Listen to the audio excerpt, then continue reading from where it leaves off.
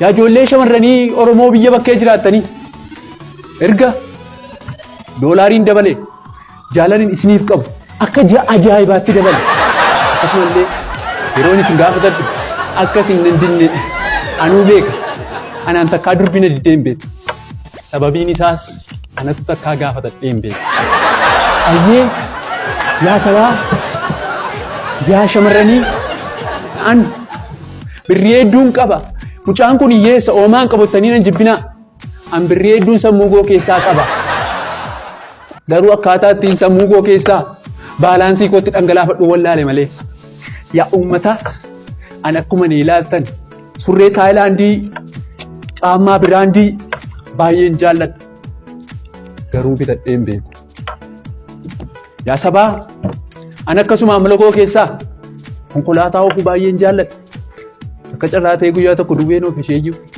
hiriyaa kootu konkolaachisaa ture guyyaa gaafa sanbata guddaa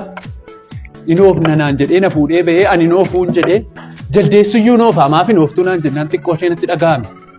fide erga jettee immoo nan oofaa jedheen konkolaataa fudhadhee nan oofe karaa ol qixxaataa argadhee oofee xiqqooma karaa akkas wal caalaa irra ga'een konkolaataa guddiin godhe konkolaataan kan namaa turte mucaan kan namaa oofa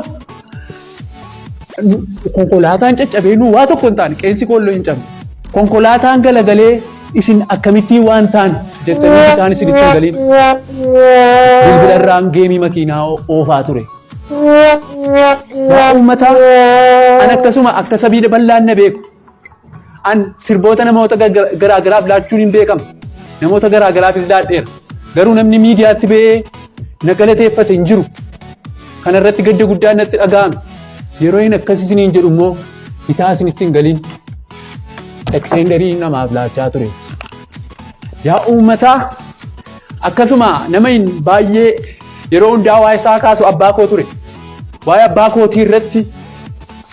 baay'ee mootummaa komadha nama makiinaa waggaa 15 oliif oofe guyyaa tokko horii namaallee reettiillee hin ajjeefne mana namaallee rukun sareellee hin ajjeefne yoo ushaa ta'e malee nama akkasii mootummaan hin badhaafne yeroo inni waa tokko illee rukunnee jedhu immoo akkamittiin amma kana oofee waan reen rukunnee ettanii immoo bitaa isinitti hin galiin bakkii nyaasa wayyaa oofaa ture yaa sabaa kun akkuma jirutti